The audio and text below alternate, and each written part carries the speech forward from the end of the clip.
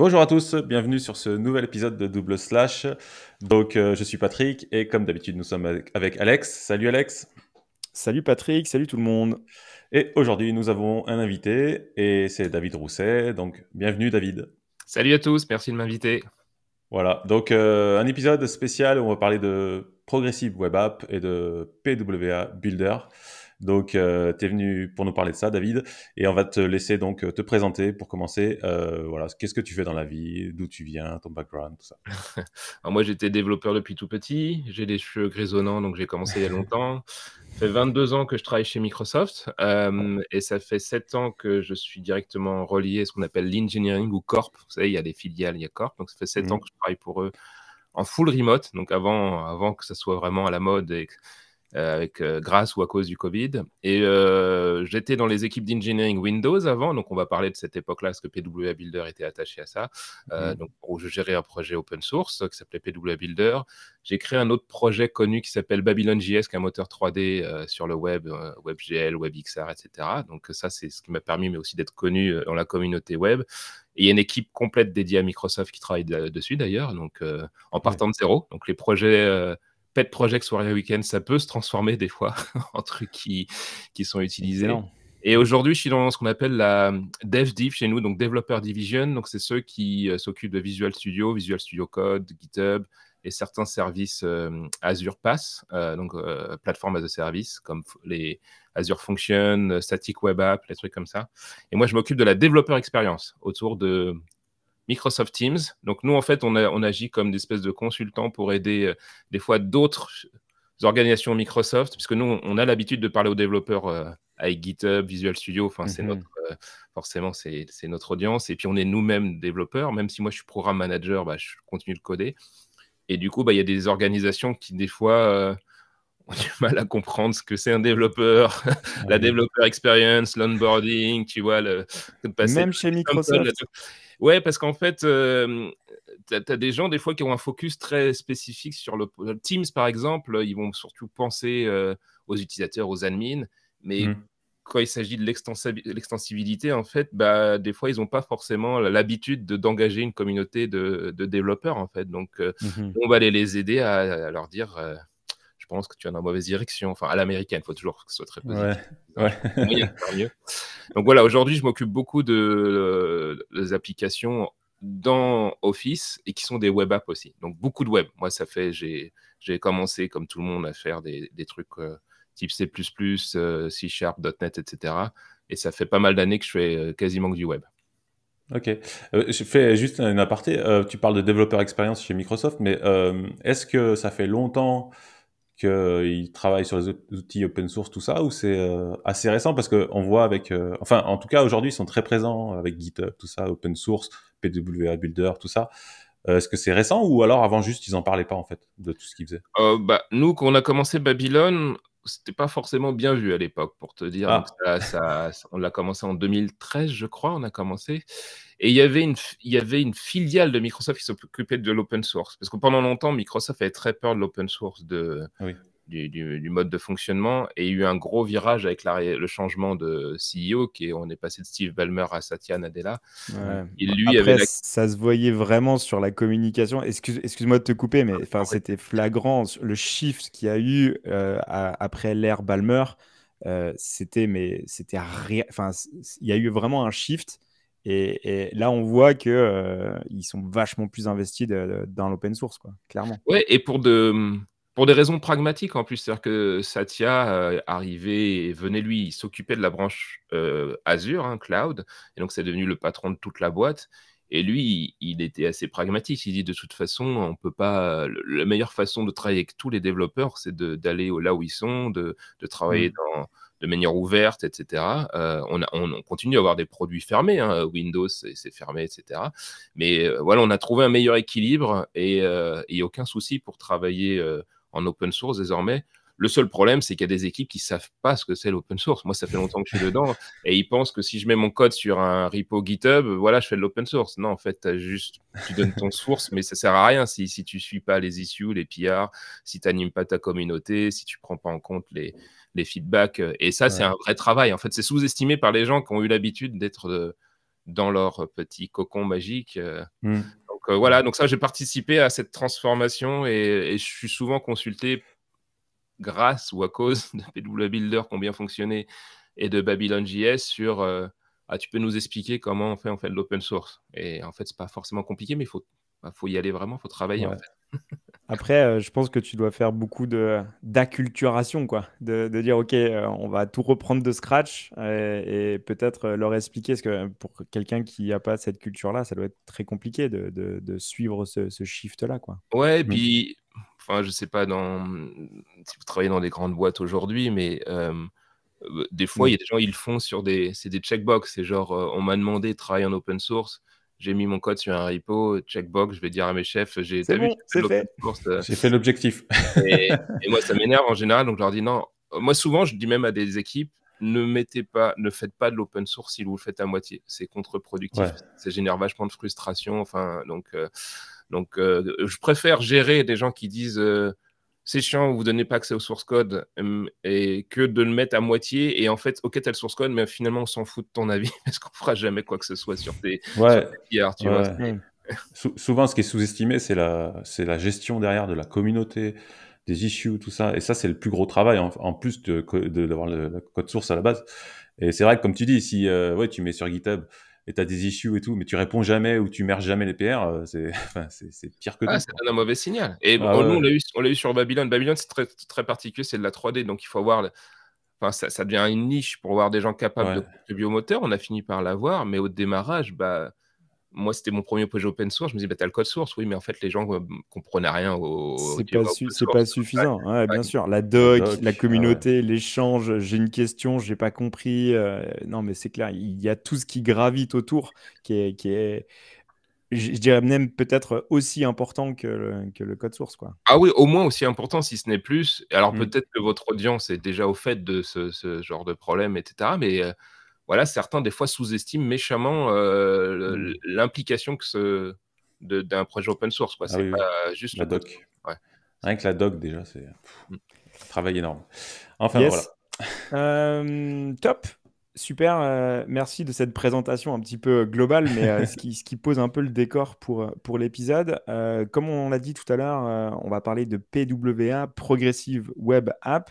À la limite, on avait déjà discuté dans un épisode précédent avec quelqu'un, avec Stéphanie, qui était venue nous parler des PWA. C'est un Hmm. secteur où il se passe beaucoup de choses parce que par définition, c'est du web. Le web évolue. Il y a des API qui s'ouvrent, les navigateurs, merci tous les navigateurs modernes qui mettent à jour leur API et on va dire Plus ou moins vite. plus ou moins vite, parfois même trop vite, mais bon, ça c'est un autre sujet. Mais au moins ça évolue. Est-ce que, à la limite, David, on peut discuter un petit peu de l'état des lieux des PWA aujourd'hui en 2022 et peut-être commencer, Patrick, tu serais chaud pour faire une définition des PWA, on va dire Euh, globale? à quoi ça sert, en gros? Non, ou David, je sais pas, peut-être. Bah, Euh, la définition, elle est compliquée parce que faut retenir web app. Moi, à chaque fois que j'explique, j'ai fait beaucoup de conférences sur le sujet, je fais beaucoup de Hmm. rendez-vous clients. Il y a beaucoup de gens qui sont perdus parce qu'ils pensent que c'est un truc complètement nouveau. Donc, ils se disent ah, j'ai pas envie de refaire ma web app from scratch parce que j'ai déjà une web app. Mais non, mais justement, c'est le P de progressif qui va du coup t'intéresser. C'est-à-dire que si tu as déjà une bonne web app, hein, l'idée, c'est d'utiliser des technos que tu connais pas forcément modernes, enfin qui vont te permettre de bouger progressivement ta web app vers une expérience de type natif. En fait, on vise à être en compétition quelque part avec le natif sur plusieurs aspects. C'est la gestion de l'offline, par exemple sur le mobile, tu vois, Hmm. l'amélioration des performances grâce à la même techno sous-jacente qui est le service worker, et puis la possibilité aussi de pouvoir installer l'app comme une app native. Donc pour ce faire, tu as besoin de décrire un peu ce que fait ton application, et ça va être géré par un manifeste qui va te donner un icône, les capacités de l'application pour s'intégrer dans le système d'exploitation, etc. Donc, Hmm. PWA, c'était un terme marketing principalement poussé par Google, dans lequel nous, on s'est ensuite inscrit, bien sûr, et puis mais c'est en évolution permanente parce que c'est de la même manière que tu peux pas définir aujourd'hui ce que c'est une web app, quoi. Tu peux pas dire, je vais pas prendre une liste à la Prévert en disant, bah, ça veut dire l'utilisation de toutes ces API potentielles dans la plateforme web. Donc, PWA, c'est pareil. Souvent, malgré tout, pour simplifier, on dit que tu as une Progressive Web App, une PWA, lorsque tu as un service worker qui est enregistré et qui fonctionne, que tu as un manifeste et que tu es en HTTPS. Donc ça, c'est les 3 briques de base qui te permettent en fait de trigger dans ton navigateur l'icône qui va dire tu peux installer ce site quelque part en tant qu'application. Mais c'est beaucoup plus vaste que ça, puisqu'en fait, c'est comme si je vous demandais c'est quoi une bonne ou une mauvaise application sur votre mobile, quoi. C'est pas parce que tu utilises le SDK pour faire une application mobile sur iOS ou Android que forcément ça va être une bonne application. Et voilà, donc j'essaye de résumer un peu ce que c'est une PWA. C'est s'approcher du natif avec des fonctionnalités modernes qui sont arrivées dans le navigateur ces derniers temps, qu'on va certainement décrire maintenant.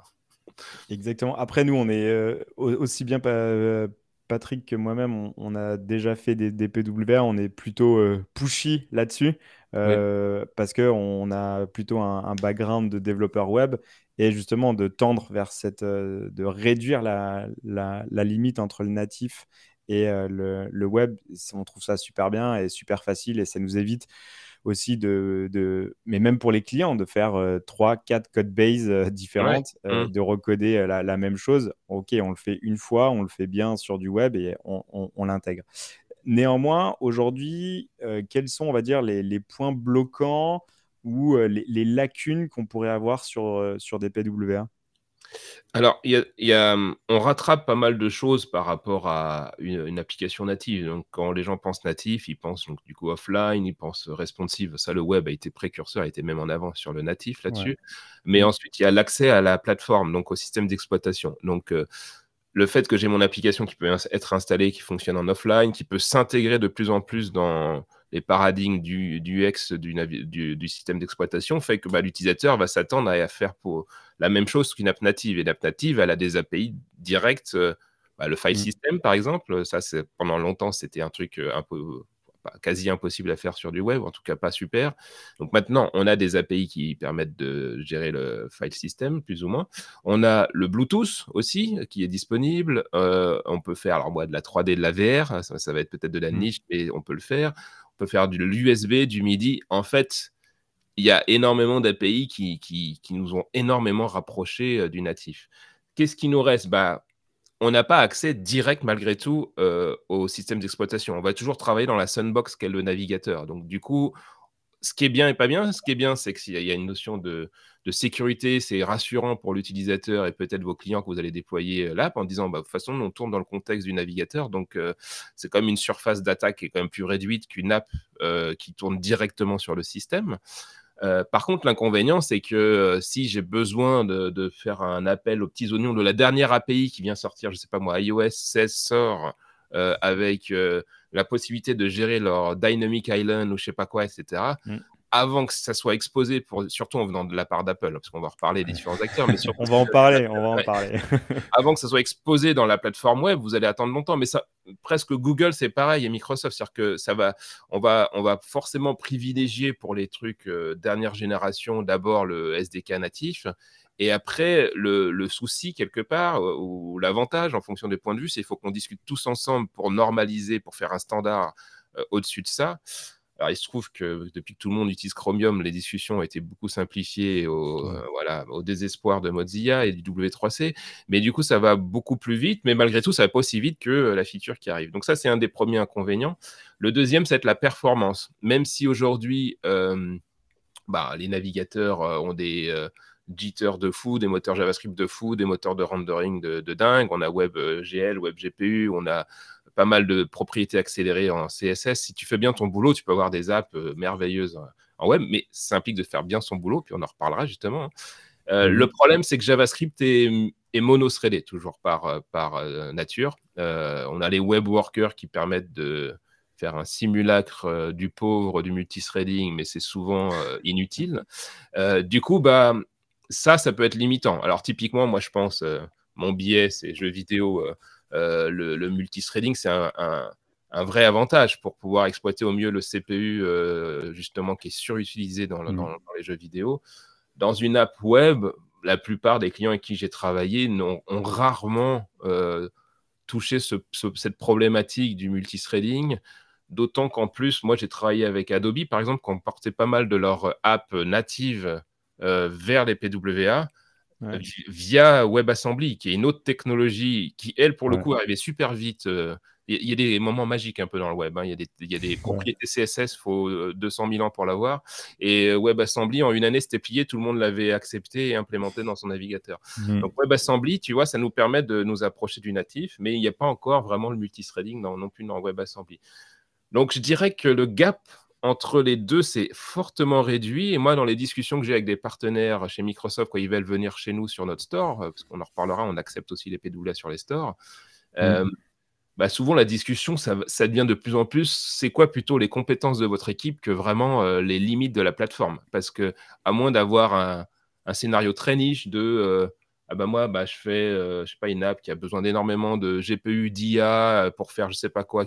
Ok, on va se dire, peut-être que là, on arrive aux limites du web.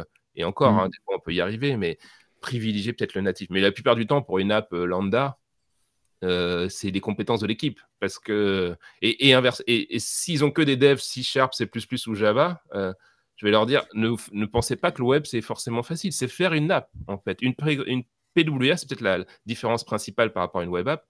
C'est une app. Et en fait, les gens n'ont pas conscience de ça. Quand tu fais ton petit site web dans ton coin, je ne veux pas être, tu vois, médisant, péjoratif, mais le set de compétences pour passer d'un site web donc qui va être détruit en fait au fur et à mesure des navigations à une app qui tourne tout le temps, qui est optimisée aux petits oignons, qui sait gérer le DOM, où tu comprends toute la plateforme, c'est un jeu de compétences très particulier et c'est fabriqué une app. Voilà, ça va être la différence principale. Après, il y avait un argument qui sortait souvent il y a quelques années, c'était les notifications. Les notifications. J'ai pas de notifications. Les marketeurs, ils veulent que ça, quoi. Et les marketeurs, ils voulaient à tout prix des notifications. Et Apple c'était chasse gardée, enfin c'était un rideau, terminé, on n'en parle pas. Il semblerait que l'ouverture arrive, donc c'était juste une question de temps. Mais je pense que tous les autres acteurs ont dû pousser, et tu vas peut-être nous en parler, mais Apple ouvre un peu. Et moi, ce que je vois souvent, c'est, alors même si c'était une limitation psychologique, une sorte de plafond de verre, mais ils utilisaient cet argument pour ne pas passer sur des PWA et faire du natif. Et même, on va dire, les agences qui jouaient du natif et utilisaient cet argument commercial en disant « Ah oui, mais la non-notification ne va pas marcher, donc non, pas de PWA. » Qu'est-ce que tu en penses, toi, de ça? Ça a été un débat sans fin, parce qu'on l'a forcément eu. Nous, on est de l'autre côté du miroir, donc côté web. Donc, moi, je ne suis pas religieux. C'est-à-dire que si jamais il y a une résistance forte à aller sur les techno-web pour des bonnes raisons, enfin, ça nous fera une discussion pragmatique, oui, ok. La télémétrie qu'on a regardée, nous, on a accès à toute la télémétrie, c'est que en fait, tout le monde s'en fout de la notification et le désactive. C'est super chiant, en fait. Et donc, du coup, c'était plutôt une vision, comme tu dis, des équipes marketing ou qui voulaient absolument ça, mais les utilisateurs le désactivaient, en fait. Par exemple, j'ai bossé avec Twitter quand j'étais en train de m'occuper de PWA Builder et Twitter, par défaut, si tu regardes l'app, sur Android aujourd'hui et Windows, c'est une progressive web app. Eux, ils ont vraiment, c'est l'exemple qu'on donne à chaque fois. Twitter, c'est quand même une app pas mal utilisée. Donc les gens qui te disent ah mais les PWA c'est des jouets, ça sert à rien. Bon, on commence à avoir pas mal de gros trucs qui permettent de te contredire. Et par défaut, effectivement, ils ont peu d'activation des notifications parce qu'en fait, ça implique un travail vachement important de création de confiance avec ton utilisateur. C'est que si par défaut, tu lui sautes à la gorge en disant hey, tu veux les notifications, mais je ne te connais pas encore, tu es déjà en train de m'agresser sur les notifications, ils vont faire dégage, plus jamais il va aller voir l'option et tu as perdu une opportunité de justement potentiellement améliorer son expérience. C'est le discours des marketeurs, c'est ils voient les marketeurs voient leur propre intérêt. Par contre, aujourd'hui, on va dire c'était peut-être vrai il y a 5-6 ans sur les notifications. Tout le monde ne jurait que par ça. Aujourd'hui, on est spammé, on peut dire le mot, on est spammé de notifications dans tous les sens. Et aujourd'hui, l'utilisateur, il dit non, mais moi, je bloque tout. Je bloque Ouais, tout. ouais. Et La donc, réalité, elle est là, quoi. Bien c'est sûr. pour ça que nous, les UX designers avec qui on bossait, ils disaient c'est une relation de confiance que tu dois mettre en place et il fallait trouver des patterns en fait de voilà, ça fait un moment que tu utilises notre progressive web app, sache que tu as l'air de t'intéresser à tel et tel sujet, tu pourrais, tu vois, c'est y aller doucement de manière smooth, quoi, tu vois. Donc, et effectivement, il y avait Apple qui le supportait pas. Alors, il y avait des palliatifs où on pouvait prendre la WebView, prendre la progressive web app et faire des ponts avec le natif, un peu comme le faisait à l'époque Cordova, ce genre de choses, quoi. PhoneGap. Mais c'est vrai que c'était pendant longtemps un frein psychologique, comme tu le disais, avant que. Et puis il y en a qui étaient frileux, c'est-à-dire que tant qu'il n'y avait pas des gros qui y allaient, en disant, en fait, c'est. Ouais. La théorie du mouton, quoi. C'est Ouais, OK, ouais. OK, tout le monde y va, donc j'y vais. Ouais, et il y a un phénomène d'entraînement qui s'est passé, hein, clairement. Et Apple, effectivement, bon, bah, Apple, c'est le vilain petit canard, mais parce que souvent dans le monde du web, on est un peu dans le monde des bisounours. Moi, j'ai été souvent à des confs comme Paris Web et tout, ça me fait vachement de bien parce qu'il y a une très bonne ambiance, une culture vraiment différente, etc. Mais en fait, les Google, Microsoft, mais même Mozilla quelque part et Apple ont des business models qui leur sont propres, donc des intérêts aussi qui leur sont propres. Apple, oui, ils voient Et forcément parfois divergent du web. Ah bah oui, clairement. Donc, et Google, qui est quand même celui qui a le poussé le plus web les dernières années avec Chromium et Chrome, ils ont des guerres internes entre. Oui, mais enfin, si tu vas trop loin sur la plateforme web, quelque part, tu rentres en compétition avec Android.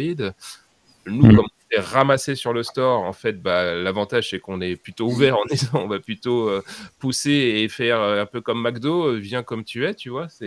Et Apple, clairement, c'est la poule aux yeux d'or, leur store. Donc, si tu peux bypasser leur store avec un truc de qualité suffisante pour ne plus aller vers leur store, oui, ils vont l'empêcher à tout prix. Donc, Ah, et puis, on voit bien aussi la querelle qu'il y a eu avec Fortnite et avec les paiements en interne, Ah ouais, ouais. où demain, on fait des PWA, je mets mon propre système de paiement et je bypass totalement la DIM et- et- de chez Apple. Et ça, en fait, un client aujourd'hui, il comprend tout de suite. Il fait son calcul, il comprend très très vite, hein. Ah bah oui, et d'ailleurs, c'est marrant que tu partages ça. Nous, Microsoft, tu sais, on a un service qui s'appelle le cloud gaming de la Xbox.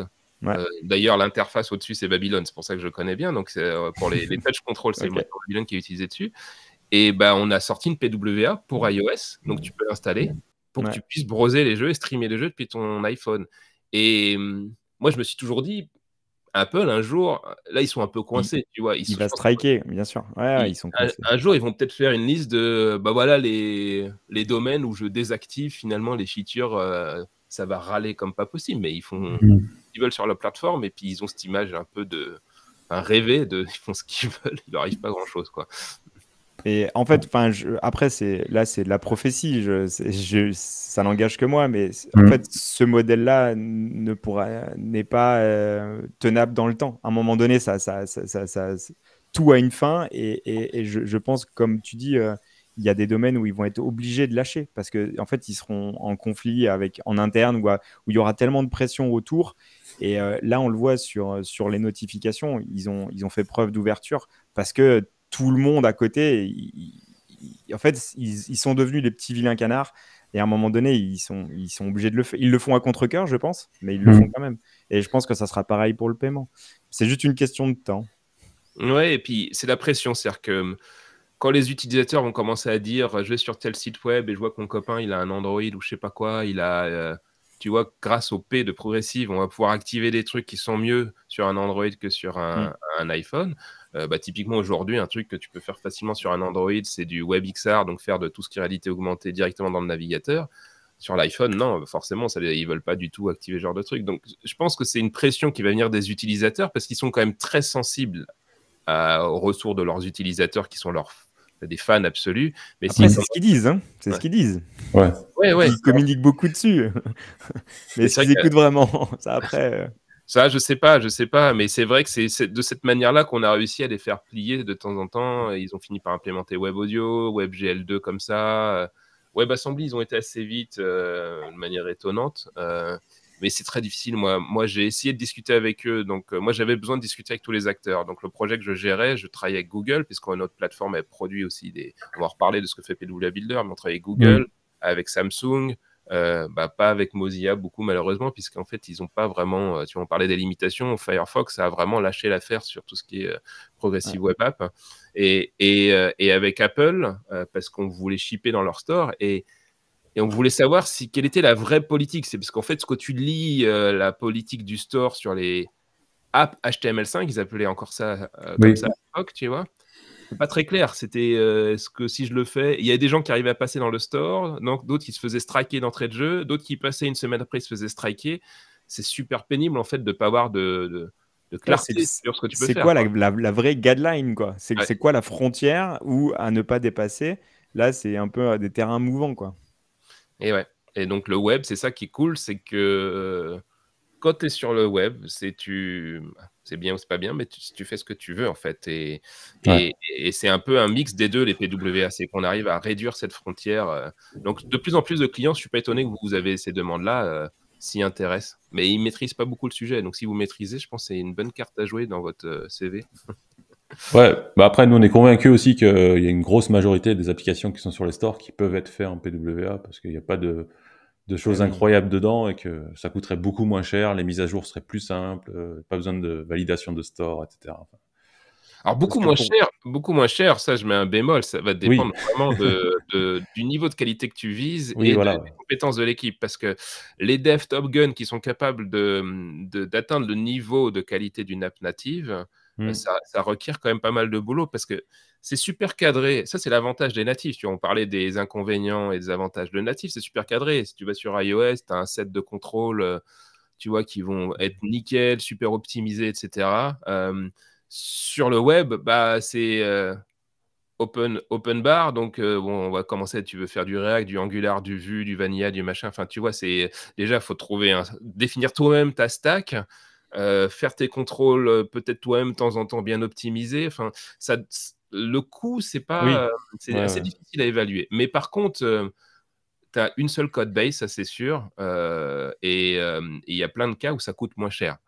Moi, j'ai eu plein de cas où des apps, par exemple des clients, où ils s'en foutent d'avoir le look and feel iOS, Android, Windows. Parce que du coup, un autre inconvénient, c'est que tu as le même UX souvent. Tu peux triquer pour essayer d'adapter tes feuilles de style par plateforme, mais souvent, tu as le même look and feel. Il y a plein de clients pour les applications line of business internes, ils s'en foutent. Et là, ça coûte beaucoup moins cher, effectivement. Total, mais OK, ils veulent créer un peu une brand, tout, c'est brandé à leur truc à eux. Après, il y a aussi beaucoup d'applications qui sont hyper basiques sur les stores. Faire des to-do list ou des trucs comme ça où ils ont pas besoin d'avoir du CPU, ils n'ont pas besoin. Et en fait, pour moi, c'est over-engineering total d'entretenir 2-3 code base parce qu'à un moment donné, ils sont sur Android, après ils sont sur Apple, puis après ils se rendent compte qu'en fait leurs clients, ils leur demandent du web parce qu'ils voudraient être sur le desktop. Et ben ils refont une troisième et en fait ils font 3 fois la même chose, quoi. Et là tu dis ouais, mais ça m'a été pensé au départ. Si tu t'es posé les bonnes questions, tu serais parti sur une PWA. Et en fait, tu n'aurais pas eu tous ces problèmes-là. On est entièrement d'accord. Et c'est pour cette raison que notre partenaire avec qui on engage maintenant, par défaut, leur mindset, une fois qu'ils passent par notre moulinette de conviction, c'est qu'ils pensent PWA pour cross-platform et souvent, par contre, iOS, une branche à part, parce que c'est vraiment casse-pied des fois d'avoir le full support sur iOS, de dire, OK, on fera une app soit hybride. Ça, c'est pas très clair si Apple l'autorise non plus de faire une app hybride, c'est-à-dire WebView plus du natif, soit full natif. Et donc, du coup, voilà, comme tu le dis, on essaie de mieux contrôler les coûts, plutôt de faire ça 3 fois, on va le faire 2 fois. Et sachant que le web, en plus, demain, il y a un nouveau device qui arrive, il y a de fortes chances qu'il ait un navigateur web, en fait, tu vois, et de fortes chances que ça soit du Chromium. Donc, en fait, boum, d'entrée de jeu, tu as des apps déjà super modernes dessus. Okay. Bon, je crois qu'on a bien parlé des PWA, on a bien fait le point. Je pense qu'on est tous là, tous les trois, on est tous d'accord, quoi. On est pro. Par contre, on va parler justement comment on peut les faire et comment on peut avoir un outil qui nous permet d'aller sur les stores. Parce que nativement, en fait, même si j'ai codé mon app, elle est compatible PWA, ce qui veut dire que je l'ai installé, j'ai rempli, on va dire, tous les critères. Pour aller sur les stores, c'est pas suffisant. Et c'est là où PWA Builder rentre en scène. Et du coup, David, est-ce que tu peux nous en parler, dire comment ça marche, comment ça fonctionne, qu'est-ce que ça fait exactement? Ouais, alors c'est né d'un besoin des développeurs qui ont discuté, qui nous disaient: «OK, j'ai compris, service worker, le manifeste», donc le manifeste qui va décrire vos icônes et cetera, le comportement de l'application. Potentiellement, pour ceux qui ne savent pas, ou quand vous installez une PWA, par exemple, vous pouvez, envoyer des fichiers ou faire communiquer 2 apps entre elles avec des contrats de partage, donc qu'on appelle web share. On a les notifications. Tout ça, en fait, c'était des fois un peu compliqué pour on va dire, des web développeurs classiques de basculer, comme je le disais, dans le monde type natif quelque part. Des gens qui venaient du monde du mobile, ils connaissaient ces principes-là, mais ils étaient développeurs natifs. Donc PWA Builder, au débarrage, c'était aussi pour les aider à les éduquer à partir de zéro, de leur donner des codes samples, de générer leur manifeste, parce qu'il y a un truc qui est très pénible avec les manifestes, c'est que en gros, chaque plateforme décide d'avoir sa taille d'icône à lui. Donc, je ne sais pas comment les UX, Oui. mais je sais pas, il y en a, il va On dire, moi, connaît le problème. ouais, On connaît le problème. donc ça, c'est un truc chiant, on voulait l'automatiser. Et pour finir, pour aller dans les stores, euh, chaque store a son propre package, format de package. Donc, sur Android, ça a été longtemps APK. Ça a changé, je me souviens plus maintenant, c'est un nouveau format. Donc, on a dû s'adapter. Chez nous, c'est un autre format chez Microsoft, tu vois. Et etc., etc. C'est-à-dire qu'on a travaillé avec Oculus aussi récemment. Oculus supporte les PWA. Donc, bon, pour des apps très particulières, hein, ça va être plutôt des apps de type VR, forcément, ou des jeux. Mais on s'était dit, ce truc-là, côté dev web, tu as l'habitude de publier sur ton serveur web ton app et elle est dispo immédiatement. Les mecs, ils n'ont pas du tout le mindset de dire qu'est-ce que je vais m'embêter à aller publier sur un store qui me pose plein de questions, qui me demande un compte, des certificats, des validations, etc. Donc Et on puis s'est dit, j'ai un bug sur ma prod. Je dois faire une request, ça doit être validé, et ça ouais, prend. et ouais. Waouh, waouh, Ouais, j'ai pas l'habitude. C'est et ouais, donc compliqué. ils n'ont pas l'habitude. Et alors, l'avantage d'une PWA, et c'est pour ça que PWA Builder, on avait pas mal de trafic, on en a toujours, c'est qu'une fois que j'ai packagé mon app, donc on prend votre PWA, on va l'analyser, on va vérifier si elle correspond à des critères de qualité. C'est super dur à évaluer la qualité puisque c'est très subjectif, mais il y a quand même une partie, on va dire, technique. Donc on fait une évaluation type Lighthouse, en fait, on utilise des softs comme ça en arrière-plan qui vont checker si tu es un service worker, s'il est bien registré, si ensuite, quand on coupe le réseau, si ta PWA se comporte bien. On va vérifier ton manifeste, à quel point il est bien rempli, etc. On va donner un score. Donc ça, c'est moi qui voulais absolument gamifier, avec mon background de gamer. Et je sais que les devs, ils aiment bien de dire comment je peux gratter un score supérieur. C'était plutôt pour Ah les oui. inviter à améliorer Ouais. l'app, tu vois. Non, ça marche, ça marche. On te Ouais. valide le truc. Ok. On a joué avec et on gratte, on gratte, on gratte. Parce qu'en fait, de l'autre côté du cadran, on avait les gens responsables de notre store, par exemple, qui eux voyaient ça d'un mauvais œil, de dire mais si tu mets des crap apps en web un peu pourris, tu vois, ça m'intéresse pas. Donc on voulait un peu filtrer en amont et sans non plus imposer. C'est-à-dire que si tu as envie de mettre une crap app et que tu penses que tu vas faire du business avec, moi je veux pas non plus t'empêcher de le faire. Mais par contre, si je te fais des petits warnings en disant tu sais, si tu mettais le contrat de partage, tu pourrais engager davantage tes utilisateurs, etc. Voilà. Donc ça, PWA Builder, ils essayent d'éduquer au fur et à mesure en analysant ton app. Tu rentres une URL au démarrage, il analyse ton app. Et ensuite, ils te proposent plusieurs plateformes en output. La plus populaire, c'est Android. Ensuite, c'est Windows. Et après, il y a les autres, iOS. iOS, bon, on a une forme de support. Il y a beaucoup de demandes, mais il y a beaucoup de rejets. Donc, à nouveau, on en parlait. Et Oculus. Et donc, on te donne un package. Et après que ce package, on te donne une doc en disant, maintenant, tu as ce package-là. Déjà, tu peux le sideloader sur ton Android ou ton machine Windows pour vérifier un peu le comportement. Et une fois que tu es content, tu peux l'envoyer vers le store. Et une fois qu'elle est validée dans le store, que ce soit Microsoft ou Android, dans le Play Store, la beauté, comme on dit les Américains, c'est que tu peux, imaginons que tu as un petit bug de CSS remonté par un utilisateur en disant, je sais pas, moi, c'est pas bien aligné sur mon Samsung bidule, etc. tu peux fixer ça sur ton site, parce qu'en fait, le package se contente de référencer et ensuite d'installer la PWA comme si tu le faisais depuis le navigateur. C'est-à-dire que pour l'utilisateur, il y a plein d'utilisateurs, je ne sais pas si vous l'avez remarqué, mais ils ne comprennent pas ce truc dans le navigateur où je peux l'installer l'app depuis le navigateur. Ça ne leur parle pas. Pour eux, une app, ça vient du store. Donc c'est pour ça que bien c'est... sûr.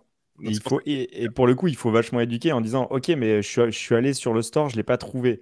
Non, mais en fait, c'est pas comme ça que ça marche, quoi. Et ouais, il faut éduquer encore, bien Et sûr. il faut éduquer, il faut que nous, on améliore. Moi, c'était un de mes cheveux. Un de mes chevals de show, ouais, je sais pas, de bataille, en tout Cheval cas, de bataille. pour convaincre les équipes de Edge avec qui j'ai beaucoup travaillé pour améliorer l'UX. J'ai dit, c'est pourri l'expérience aujourd'hui. Un utilisateur lambda, il comprend rien. Nous, on est des pros du web, on sait de quoi ça parle, ça va nous parler, mais il faut améliorer à nouveau la relation de confiance avec l'utilisateur. Pourquoi ils sont flippés du web? On les a éduqués à dire méfie-toi du web depuis des années, et donc là, on leur dit j'installe une app depuis le navigateur. Donc par défaut, ils disent non, je les touche pas. Par contre, ils ont une relation de confiance avec les stores qui va faire ce travail de filtrage. Mais au final, c'est exactement ce que fait dans le cas de PWA Builder pour une app, par exemple, sur Windows. Il va appeler l'API de Edge qui va enregistrer l'application et l'installer sur ta machine de manière transparente. Donc, tu auras exactement la même expérience que si tu l'avais appelé depuis le navigateur, sauf que ça vient du store. Et par-dessus, du coup, l'avantage de venir du store, c'est que tu peux aussi faire des reviews sur le store, ce que tu ne peux pas faire si tu installes depuis le navigateur, parce que je voulais travailler, je ne sais pas où on en est, sur des API de review aussi qui seraient intégrés au niveau de la plateforme web. Mais là, ça vient du store. Donc, du coup, tu peux aussi vérifier les avis sur le store de la Progressive Web App. Par contre, la mise à jour, comme au final, ça vient de ton site web, c'est décorrélé du store. Tu n'as pas besoin, comme tu le disais, je fais une petite mise à jour de CSS, de demander la permission à Microsoft, Google ou Apple de faire ta mise à jour de CSS et de checker que tu ne fais pas quelque chose de vilain. C'est super intéressant. En fait, ce que tu nous expliques, c'est que c'est pas une application avec une web view qui va afficher ton application, c'est un système qui installe comme si on cliquait sur le bouton pour installer. C'est Edge qui est utilisé derrière. Donc, ah ouais, c'est complètement différent en fait. Donc ouais, ça marche beaucoup mieux. Ouais. C'est pas une donc le web view. prérequis. Ah ouais, si jamais ta PWA fonctionne dans Edge, qui est quasiment une copie à l'identique de Chrome. Mais je vous invite quand même à pas que tester dans Chrome, mais à tester dans d'autres navigateurs. Mais si ça marche et que quand tu l'installes depuis Edge, ça marche, tu auras exactement la même expérience. On te génère juste un ID qui est différent parce que nous, ça nous permet de traquer que ça vient du store et du coup te proposer, voilà, elle est un peu plus intégrée dans le système d'exploitation potentiellement, mais quasiment pas de différence.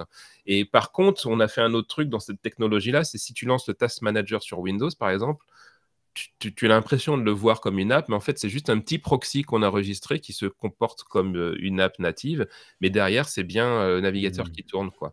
Donc, on a essayé vraiment de ne pas créer un truc séparé, comme tu disais, une WebView. Il y a beaucoup de gens qui pensent que c'est une WebView. Ouais.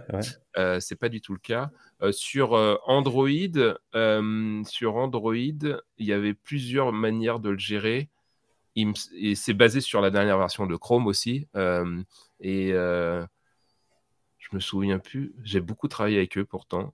Ils utilisent une techno qu'on a embarquée, en fait, qui est open source chez eux, qu'on a embarqué sur PWA Builder. Et en fait, on est leur producteur numéro 1 de PWA pour Android, c'est PWA Builder. C'est pour ça qu'on avait des super bonnes relations. Mais ils avaient une techno un peu différente, mais c'est le même principe. Et ils ont une espèce de label où c'est des Trust Web App, un truc comme ça. Trusted Web App, voilà, TWA, effectivement. Et alors ça, c'est pas con, c'est que pour pouvoir utiliser en fait l'app native, si tu veux, native. Tu vois, je me mélange du coup. Enfin, l'app installée, la PWA installée et prouver que tu es bien le owner de cette app quand tu vas le publier sur le store. Parce que là, imaginons, alors je ne donne pas de mauvaise idée aux hackers, mais imaginons que je own babylonjs.com, qui est une PWA, par exemple. Et je me dis, tiens, je vais la publier dans le store Microsoft. Je vais sur PWA Builder, je rentre l'URL, ça me génère un package. Je me crée un compte développeur, je me dis, je passe les validations. Et je peux potentiellement publier l'app Babylon sous mon nom. Éventuellement, alors que c'est pas moi qui la gère. Voilà, exactement. Bon, il se trouve que pendant la phase de validation, justement, les humains qui valident ça vont aller vérifier un minimum de choses pour que tu... Mais imaginons que tu pourrais passer à travers les mailles du filet, ça reste humain. Google a une approche que je trouvais intéressante, c'est qu'ils te disent, OK, tu génères un APK avec PWA Builder ou leur propre outil pour gérer Ça s'appelle Bubble Wrap, leur outil pour générer des TWA. Et une fois que tu as ce package-là, on va générer une espèce de clé, de signature de ce package que tu vas mettre à la racine de ton site web pour que ça matche les deux. Et là, dans ces cas-là, si ça match, quand on exécute l'application PW installée sur ton Android, elle a vraiment le comportement d'une application native. Sinon, tu as un bandeau en haut.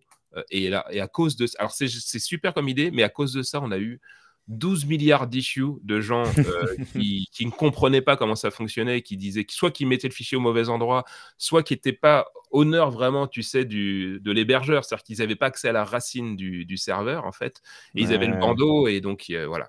Mais l'idée n'est pas con, parce que du coup, bah, tu es obligé de donner, tu vois, d'être propriétaire. D'avoir les deux parties, quoi. Ouais. D'être à la fois de gérer ton code et de gérer ton l'hébergement et l'application de et la l'app. publication. Et nous, on aide sur PWA Builder à toutes ces étapes-là, c'est qu'on génère toutes ces étapes intermédiaires avec de la doc. Mais il y a toujours le moment où, bah, si tu ne suis pas bien la doc, bah, tu fais une petite sortie de route et le premier réflexe des gens, c'est de nous insulter sur une issue.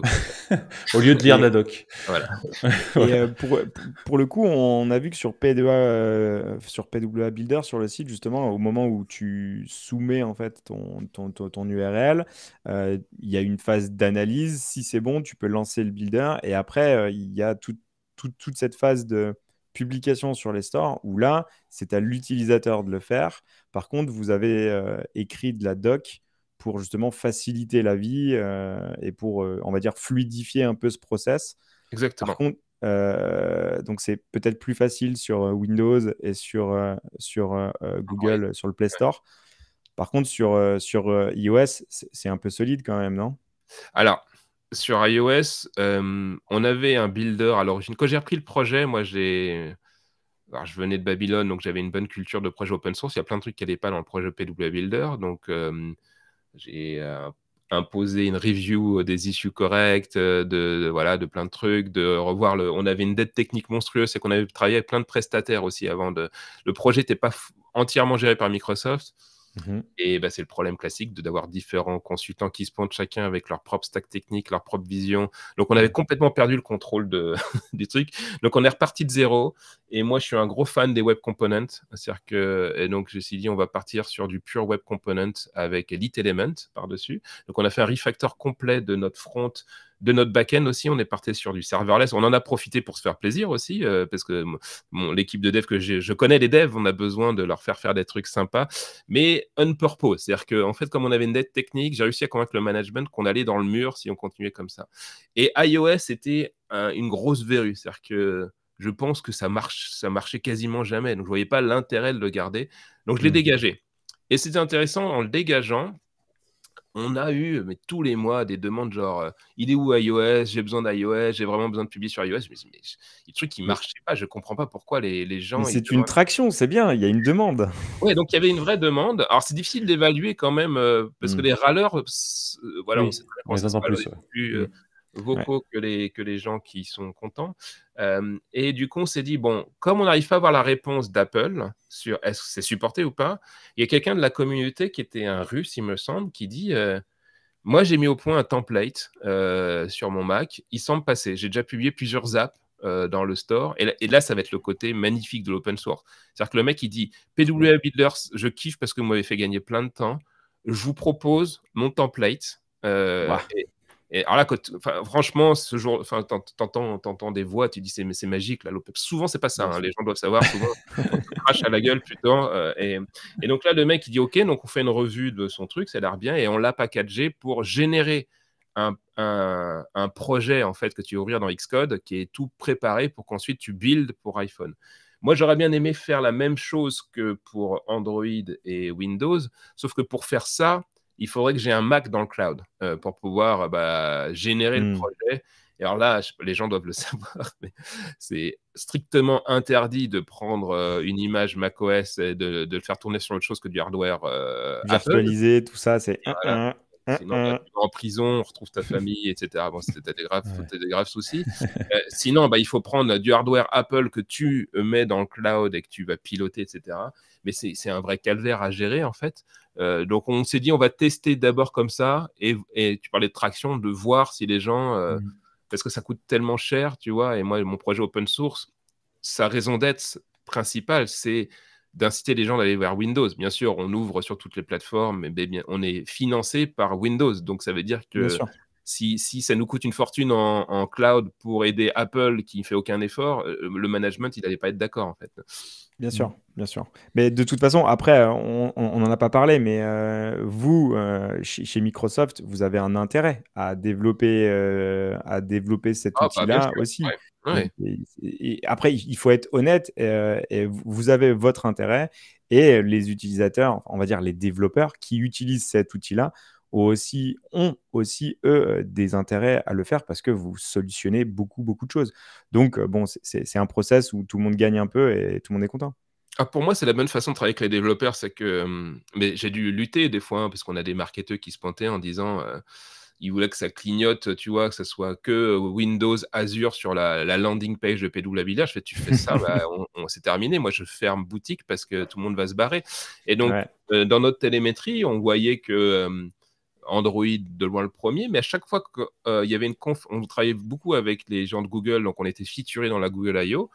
Ça nous faisait venir vachement de trafic. Et en fait, les gens découvraient, ah bah tiens, je peux aussi pousser mon app dans Windows pour super facilement, et d'autres plateformes. Donc c'était du win-win, c'est-à-dire que nous, Mm, mm. bénéficier de l'aspiration quelque part de la plateforme Android. Mm. Donc, heureusement, les managers étaient suffisamment malins pour comprendre ça, comme tu disais. Et les développeurs, c'est du win-win. C'est que rien ne les oblige effectivement à pousser sur la plateforme Windows. Mais par Ouais. contre, on a pas mal de testimonials de. Moi, je te dis, je travaillais. Donc, non seulement je travaillais le projet, mais je travaillais avec des partenaires. Je travaillais avec Twitter, Pinterest, Adobe, Ouais, Autodesk. des Tu vois. petites boîtes, quoi. Ouais, non, mais je veux dire, c'est super intéressant, les problématiques qu'ils Bien avaient. sûr. C'est-à-dire que je me dis, si eux valident PWA, je veux plus entendre le petit mec dans la conf qui dit ah, c'est pourri parce que JavaScript machin. Non, Ouais. enfin, je veux dire, Ouais. regarde ce qui se passe. C'est peut-être que tu n'as pas encore les compétences pour faire ça, mais regarde, ça marche, quoi. Donc, ouais, eux aider aussi à attirer d'autres partenaires. Comme tu disais, le phénomène du mouton, c'est une fois qu'il y en a un qui a essuyé les plâtres et que les autres Mm. disent ah, finalement ça marche, bah, on va peut-être essayer aussi. Ouais, ouais. Donc, pour revenir sur le cadeau que tu as fait à un développeur russe sur son template, vous l'avez implémenté et maintenant vous avez documenté tout le process et en fait, vous buildez ce projet-là et après, c'est à l'utilisateur, alors non, au développeur de terminer en fait le build pour qu'il soit, Ouais, on va dire, Apple-proof et potentiellement validable Mm. sur le store natif, quoi. entièrement. Ok. Tu Excellent. parlais de télémétrie juste avant. Je voulais savoir, est-ce que vous avez inséré quelque chose dans les packages pour avoir des chiffres sur Oh là, malheureux, surtout pas. Surtout Donc, pas. Mais vous ouais. avez des chiffres sur Oui, combien de... on a les chiffres au niveau de notre store Ouais, que je peux pas partager. Et puis en plus, je les ai plus. J'ai plus accès parce que j'ai switché il y a un an d'organisation. Donc dans celle-là, ok. on cloisonne.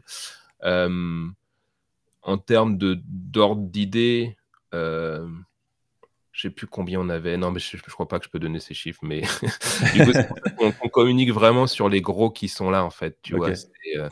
C'est pas aussi populaire que les gens peuvent le penser aujourd'hui. Il reste beaucoup de marge de manœuvre pour rendre ça plus populaire, Hmm.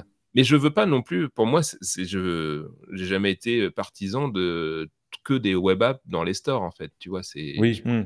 Tu qu'il y veux a pas non plus un trust web app partout, quoi. Non, voilà, c'est que comme tu le disais, Alex, tu vois, c'est aujourd'hui, il y a plein de choses qui pourraient être faites en web app, en PWA. Ça coûterait moins cher, plus simple à maintenir, etc. Mais il y a plein de choses qui doivent être continuées. Il faut toujours le faire en natif. Donc, c'est pas une guerre. Et Chaque, chaque problème a sa solution, quoi. Et Ouais, les PWA apportent, c'est un outil, quoi. C'est un outil qui est plus ou moins adapté dans certaines situations, mais c'est pas l'outil magique qui fait tout tout seul non, ouais, et qui ouais, ouais. répond à tout, quoi. Bah, faut Mais travailler. en fait, moi ce que je vois surtout, c'est que ça peut amener une solution simple, pragmatique et quand même hyper souple pour les développeurs. Après, est-ce que c'est Ouais. adapté à tout? Non, et ouais, clairement. Ouais. Et puis les développeurs, ils doivent savoir, hein, quand on te vend le truc magique de c'est la solution à tout, c'est qu'il y a une grosse arnaque quelque part, en Ouais. fait. On nous l'a fait plusieurs fois dans l'histoire de l'informatique et Mais même les marketeurs, ils le savent très bien. C'est quand on produit, c'est pour tout le monde. Au final, c'est que c'est pour personne, tu vois. Donc même un marketeur, il comprend parfaitement ça. Donc trop bien. s'il y Juste a des pour revenir, marketeurs qui nous écoutent, on les aime aussi, on veut pas mais juste Ah, on bien les vendre. sûr, adore, on les adore. parce que eux, ils vendent ce que nous on fait. Et donc en Voilà, fait, on a besoin d'eux. on a un besoin clairement. Non, mais pas de guerre, clairement. Non. Juste pour revenir sur PW Builder, il y a en termes de staff, alors et je sais pas si tu es habilité à communiquer là-dessus, mais il y avait combien de personnes chez Microsoft ou dans l'unité en fait que tu dirigeais, ou sur le projet, il y avait combien de personnes qui étaient dédiées à ça et combien de personnes qui venaient de la communauté, donc qui étaient plutôt des développeurs open source. Quand je parle, tu citais tout à l'heure le développeur russe. Qui a rejoint l'équipe d'ailleurs. Ah, Heu, parfait. ouais, donc c'est un message que je donne aux gens aussi, c'est, participer au projet open source, des fois, vous pouvez le transformer, c'est toujours, Mm. bénéfique de participer à un projet open source. C'est pas secret parce que moi, je militais pour que ça soit un vrai projet open source chez Microsoft. Pas qu'un projet open source qui soit top secret en disant c'est pas, donc en fait, si tu vas sur le GitHub, tu vois tous les contributeurs. Il y avait l'année dernière, j'avais, 2 devs full-time chez Microsoft, qu'on appelle FT chez nous, full-time employee. Mhm. Donc un senior dev qui était plutôt, qui était ultra bon, qui avait utilisé PWA Builder avant pour faire sa propre app dans les stores, qui a kiffé, qui a postulé et on l'a embauché. C'est énorme ça. Et donc il était très bon en full stack, comme on dit aujourd'hui, mais j'aime pas ce terme-là, mais en gros, il était bon en back-end et en front-end. Un qui venait de chez, gérait le projet Stencil, comment ça s'appelle cette Stencil. boîte? Donc il était très bon sur les web components et qui venait d'une entreprise, merde, j'ai oublié le nom. Enfin, en tout cas, il était plutôt front, lui. Donc Ouais. lui, il s'occupait du redesign complet de PWA Builder. Il a plein de PWA lui-même. Donc en fait, on était consommateurs nous-mêmes du projet. Ce qui est bien, c'est que moi, j'étais PM dessus, donc full time aussi. Je codais un peu dessus, mais je gérais surtout le projet. Et voilà, donc ça faisait 3 développeurs full-time. Ensuite, j'avais 2 vendors, donc un qui s'occupait du design, une fille top, qui est aujourd'hui chez, un concurrent, dommage, et un autre qui était top aussi, un développeur dessus, et de temps en temps, on avait des stagiaires, mais ça n'a jamais été très productif, d'avoir les stagiaires. C'était plutôt pour qu'ils se forment, qu'ils s'amusent. Donc tu vois, au final, on était, 5 à tourner à peu près dessus, Mhm. donc 3 FT et 2 vendors. Sachant qu'après, on avait le support des gens de Edge. Je discutais beaucoup avec Edge parce que Edge nous faisait les API dans Edge, le packager, etc., qu'on allait utiliser dans le Mm. projet. Donc eux, bon, c'est des full-time employees sur le projet Edge et on avait beaucoup de réunions avec eux. Donc eux, ils nous aidaient.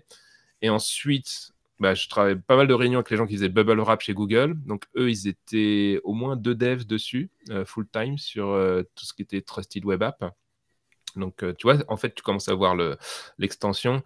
Le côté communautaire, ça n'a pas aussi bien fonctionné que je l'espérais. C'est-à-dire que Babylon.js, moi, je me souviens, ça avait mis au moins 2 ans avant qu'on commence à voir vraiment. Au début, tu sais, tu as plutôt des gens qui vont répondre aux questions, faire de la doc, etc., parce qu'ils ne se sentent pas capables d'écrire du code. Avant Mhm. d'avoir les vrais premiers contributeurs de code, ça prend souvent du temps. Et PWA Builder, à part le fameux développeur russe que du coup on a embauché, on a eu très peu de vraies contributions de code et plutôt des issues en fait qui étaient Ouais. levées par la communauté, qui sont pratiques hein, parce qu'ils font les tests aussi avec nous, pour nous. Donc voilà à peu près la taille du projet. Ouais, c'est pas mal, hein. Pas mal de monde quand même. Toi, t'as rejoint le projet quand en fait? T'as repris le projet il y Moi a combien de temps? j'avais repris il y a quoi 2-3 ans et D'accord. parce que ouais, j'ai toujours été fan du web et que j'avais ce Babylon.js comme succès. Et en fait, ils voulaient que je réimplique Mhm. les patterns dessus, mais c'était quand même ça, c'est dans la tête des managers, c'est ah, tu as été successful sur un projet open source. Oui, mais en fait, là, le scope est totalement différent. Donc, Tu fais peut-être. copier-coller, c'est bon, continue, vas-y, tu C'est fais vrai. pareil. Mais je C'est comprends pas. ça. Ok. Et aujourd'hui, c'est un projet qui est toujours maintenu, qui est toujours en évolution. C'est quoi la roadmap? Ouais, il est toujours maintenu. Sur la roadmap, donc Justin Willis, avec qui je travaillais beaucoup, donc il bossait sur Stencil, etc., qui était un ancien évangéliste sur tout ce qui était Web Component, il était toujours convaincu de l'importance d'aller là où étaient les développeurs. Donc du coup, à l'origine, PWA Builder, c'était fait vraiment plutôt pour packager, t'aider un petit peu à partir de zéro, mais plutôt à packager. Et en fait, on s'est aperçu qu'il y a beaucoup de devs, en regardant nos scores, parce que du coup, on maintient nos scores, et puis on voit la qualité, quelque part, ça nous donne un index de qualité des apps. Et ben, il s'est dit, faut les aider à améliorer ça en allant directement dans VS Code sous la forme d'une extension. Donc, ils ont typé un truc qui s'appelle PWA Studio. Donc, l'idée, c'est de pouvoir t'aider à facilement faire ton manifeste, à ton service worker, enfin, directement dans l'outil de dev, plutôt que de faire des espèces d'allers-retours où tu vas sur le site PWA Builder, qu'on te donne un morceau de manifeste à injecter ou des icônes, etc. Donc c'est une sorte d'assistant en fait, c'est une sorte d'assistant de la à complétion comme Ouais, il y a un peu une d'autocomplétion. extension, ouais. Ouais, c'est une extension. Tu peux avoir un peu d'autocomplétion, par exemple des propriétés dans le manifeste. Moi enfin, à chaque fois, j'allais sur la spec du W3C parce qu'il y en a, j'oubliais, quoi, tu vois, les différents formats, j'ai jamais trop compris, là, des landscape, machin, etc. Tu vois, enfin, ceux-là sont assez simples, mais il y en avait des propriétés. Bon, bah, du coup, tu peux le faire sous forme d'une extension avec un petit peu d'infobulle par-dessus. Et donc, je sais pas, il faudrait que je discute avec eux pour savoir à quel point ça fonctionne bien. Et au niveau de la plateforme, donc moi je travaillais avec des PM chez Edge. On a shippé un truc. Alors on reprend beaucoup de choses qui viennent de Chromium, bien sûr, mais nous on a nos propres contraintes. On avait beaucoup de demandes, par exemple, de customiser la task, enfin la barre en haut de ton application. Donc nous, on a créé un truc qui s'appelle Windows Control Overlay, où tu peux justement faire comme Electron, une app Electron. En fait, tu peux faire ce qu'on appelle une window list, et ensuite c'est toi qui t'occupes de mettre du HTML partout pour designer ton look and feel complet de ta fenêtre. Et donc, du coup, tu es obligé de refaire les boutons minimiser, maximiser, etc. en HTML. Donc ça, c'était une demande des gens qui voulaient porter leurs apps Electron en fait vers des PWA, parce que du coup, l'avantage, c'est que tu n'as pas besoin d'installer Electron, tu es dans le navigateur, tu es potentiellement plus performant. Et donc, de pouvoir s'intégrer le plus possible dans le système et de remplacer. Alors ça va être drivé par nos retours d'un partenaire. On avait un partenaire qui disait, moi, j'ai besoin, quand j'ouvre une fenêtre, de le garder dans la fenêtre actuelle et pas d'ouvrir un deuxième fenêtre de navigateur. Donc, typiquement, un client qui pourrait être intéressé, c'est Airbnb par ça, tu vois. Donc, souvent, ta façon d'utiliser l'app, c'est que tu ouvres plein de trucs différents, mais eux, ils voulaient le capturer dans un conteneur principal, tu vois. Donc, en fait, on évalue les demandes des partenaires, on donne des priorités, coûts en termes d'engineering, on va voir avec d'autres partenaires si ça les intéresse. Et ensuite, on les pousse dans la plateforme. Donc, la roadmap, c'est très drivé par les retours des bigs. Les majors, quoi, on va Ouais. dire. Mais si jamais les utilisateurs se manifestent aussi sur le repo, aussi on regarde ça. C'est si jamais on voit que ça fait 10 fois ce mois-ci qu'on nous demande ce truc-là, c'est qu'il y a un signe suffisamment important pour qu'on s'intéresse à la question. Ok. Et est-ce que tu connais les grosses features ou on va dire les fonctionnalités qui vont sortir sur le PDA, sur le PDA Builder? Est-ce que ça va beaucoup bouger ou en fait aujourd'hui, on va dire le socle est en place et c'est de l'amélioration, d'essayer de réduire toute cette phase de friction, quoi. Ouais, je pense que le socle est en place. C'est pour ça, quand j'ai quitté l'équipe, moi j'aime bien la partie un peu pourrie du démarrage. C'est un peu bizarre, mais d'avoir Mettre l'impact un les peu. grosses briques, quoi. Voilà, c'est ça. Mais le problème principal qu'on avait, c'était la discussion autour de la qualité. Et c'est une discussion que j'avais avec les gens de Google. C'est au démarrage, on disait comment on évite les crap apps et comment on filtre sur la qualité. Donc au début, on s'était dit, tiens, on va prendre Lighthouse, on va prendre si tu as un score maximum. Est-ce que ça veut dire que c'est une bonne app, tu vois Et du coup, on a été voir avec les gens de Google et eux, ils nous ont dit des trucs vachement intéressants. C'est, nous, on a fait le travail. Du coup, on a regardé le score Lighthouse, on a regardé les reviews dans le store des PWA qui ont été générés avec et ça matche pas. C'est pas parce que tu as un méga score en fait technique quelque part Lighthouse que ça va être apprécié par les utilisateurs, et inversement, c'est pas parce que tu as été un peu lazy sur l'implémentation de certains trucs que tu vas pas avoir une app qui fonctionne super bien.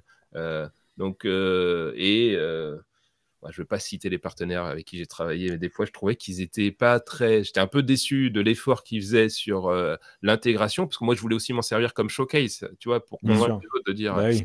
Et des fois, ils faisaient vraiment le bare minimum et ils avaient des méga scores dans les reviews, parce que ce qu'il faut se rappeler, c'est que l'utilisateur, c'est pas comme nous, c'est pas un dev. Lui, ce qui compte, c'est s'il a sa feature de base qui lui permet de faire ce qu'il veut faire. À la limite, le fait que ça soit top moumoute sur Service Worker, sur toute l'intégration de l'OS, s'il n'en voit pas l'intérêt, comme C'est clair. les notifications dont on parlait, hein, Ouais. lui, il va être content. Et donc, il y a vraiment toujours cette dichotomie entre le besoin utilisateur et ce que nous, on aimerait bien. Ouais, la qualité intrinsèque du code technique qui nous importe et la qualité de l'utilisateur où bah, moi, ça répond à mon besoin, basta, quoi. Ouais. Mm. Alors, les deux sont quand même un peu corrélés, mais pas autant qu'on le pense. Parce que forcément, si tu fais de la merde, l'utilisateur, il va pas utiliser ton application. Mais, Ouais, on est d'accord. mais des fois, on pousse le curseur trop loin dans la qualité en pensant que ça va forcément booster l'attach, etc. ou les Ouais. reviews, mais ça n'a pas l'air d'être si évident que ça. Donc, on n'a pas craqué ce problème-là. C'est comment définir ce que c'est une PWA de qualité et quels sont les moyens ensuite de mesurer ça de manière automatisée, quoi. Parce que nous, on a une plateforme pour automatiser. Et Ouais. donc, je ne sais pas où ils en sont Bah, de ce c'est problème-là. quasiment impossible parce qu'il y a une notion d'ergonomie, tout ça, du X, que tu peux pas Mais automatiser en fait. on est parti loin dans nos délires. Aujourd'hui, tu as OpenAI, tu as de l'IA super Ah avancée, oui, etc. Tu vois, donc on s'était dit, si on entraîne, on est parti loin, on n'a pas testé, parce que ça coûte cher après hein, d'entraîner un modèle. Mais on s'est dit, si on arriverait à avoir une IA qui nous donne, tu vois, genre les best practices du UX, comme tu le disais, parce que c'est beaucoup lié à l'expérience ouais, utilisateur. Donc, mais ouais, on s'est arrêté là, ça allait coûter trop cher. ok. Mais en même temps, est-ce que aussi, quand tu bosses sur des projets comme ça, tu dois pas gérer en fait le over-engineering?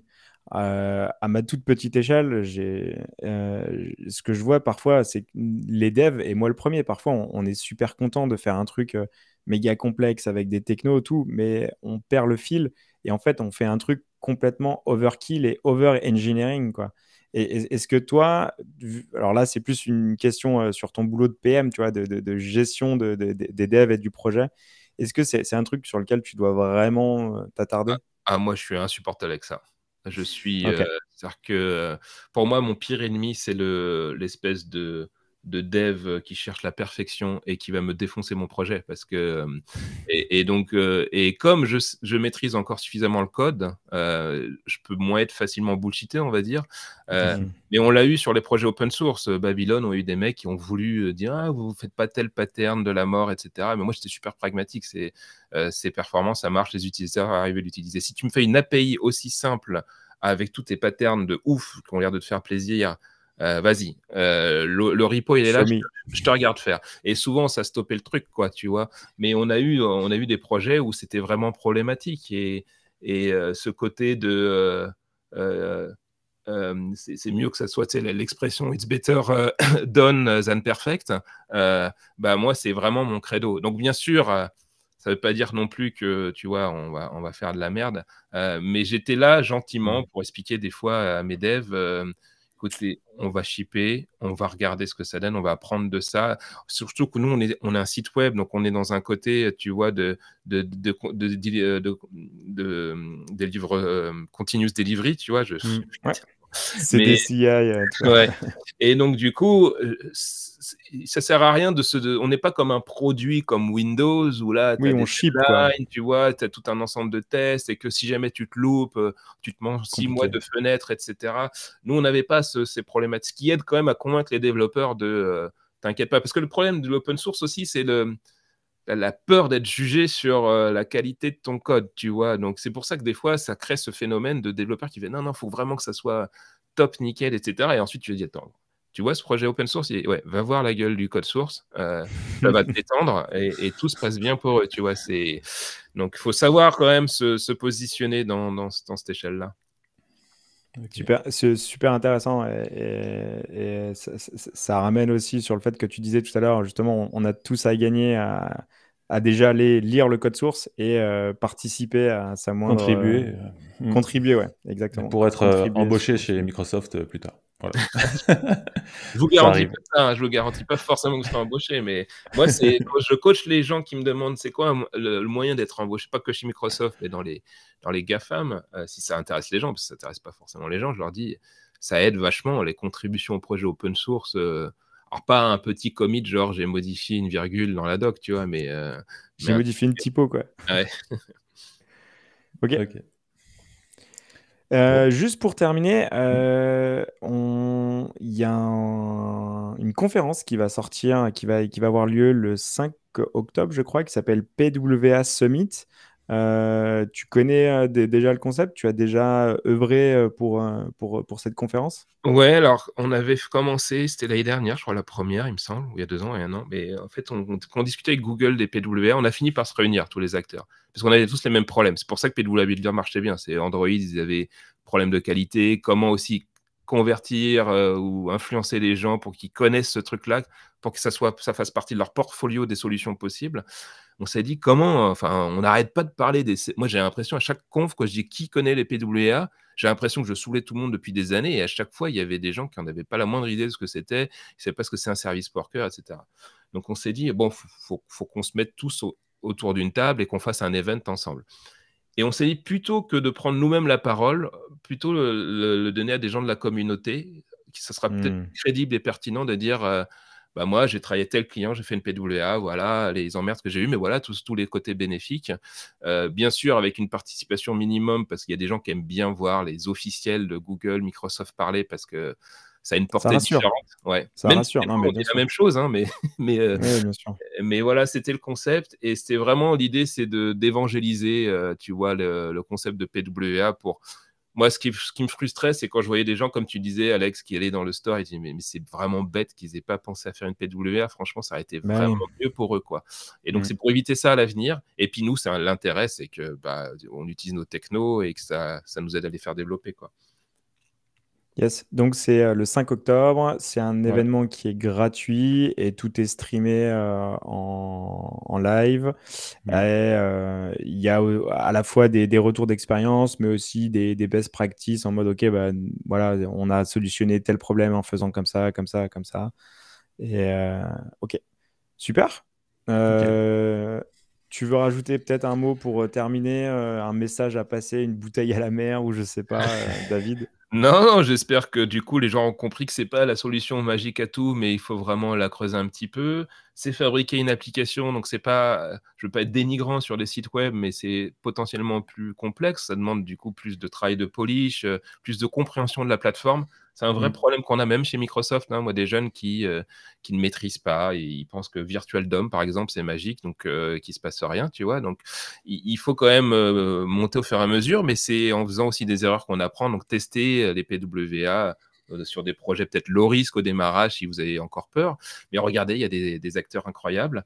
Et moi, aujourd'hui, j'ai switché sur, tu vois, Teams, c'est des web apps. Et aujourd'hui, pour publier des apps dans la plateforme Microsoft 365, Mm. tu peux reprendre les mêmes principes que les PWA, les mêmes jeux de compétences de comment Hmm. optimiser ton app, etc. Tu vas les réutiliser. Donc, Microsoft, en fait, on est full throttle sur web app. Donc, sous-estimez pas ça pour votre propre carrière. Si vous nous écoutez, si vous n'êtes pas encore un dev complètement accompli sur le dev web, je pense que c'est pas prêt de s'arrêter, de ralentir les web apps, dont les PWA, mais d'autres choses qui sont à venir. Donc, c'est pas un investissement pourri d'investir sur les techno web. Ah ouais. Bon. Non, tu fais bien de dire ça parce qu'on a beaucoup de personnes en reconversion qui nous écoutent, donc ça va les motiver aussi. C'est bien. Nickel. Un grand merci. Un grand merci, Patrick. Un grand Merci. merci, Merci, David. David. On Avec remercie tous plaisir. ceux qui sont restés jusqu'au bout de l'épisode. Trop bien. Un grand merci à vous. Ciao, ciao. Merci, David. Bye Ciao. bye.